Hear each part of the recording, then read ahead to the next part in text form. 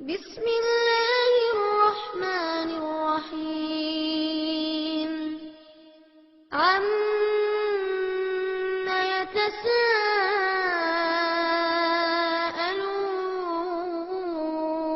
يتساءلون عن النبأ العظيم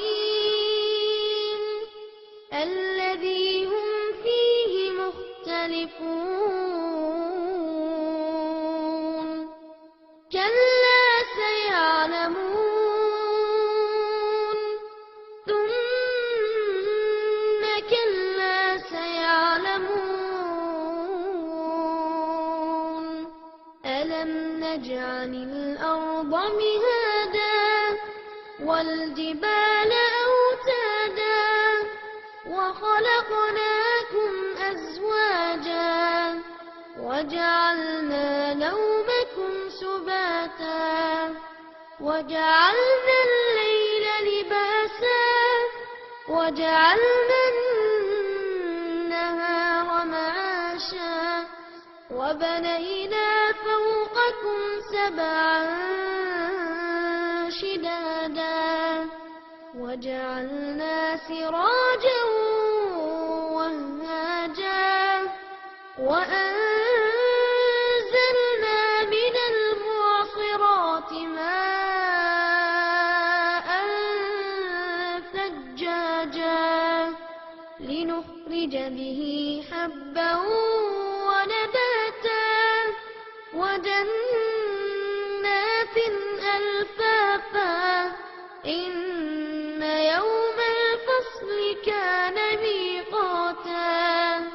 يوم ينفخ في الصور فتأتون أفواجا وفتحت السماء فكانت أبوابا وسيرت الجبال فكانت سرابا إن جهنم كانت مرصادا للطاغين مآبا لابثين فيها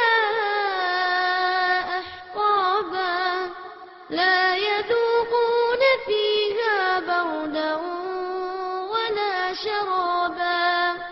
إلا حميما وغساقا جزاء وفاقا إنهم كانوا لا يرجون حسابا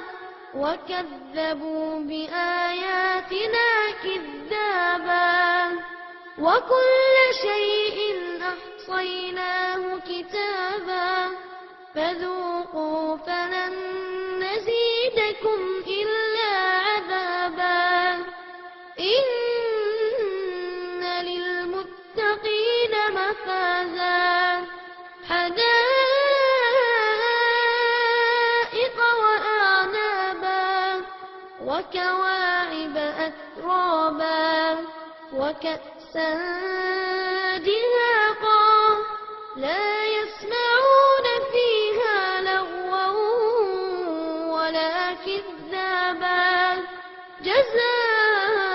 جزاء من ربك عطاء حسابا رب السماوات والأرض وما بينهما الرحمن لا يملكون منه خطابا يوم يقوم الروح والملائكة صفا لا يتكلمون إلا لمن أذن له الرحمن وقال صوابا ذلك اليوم الحق فمن شاء اتخذ إلى ربه مآبا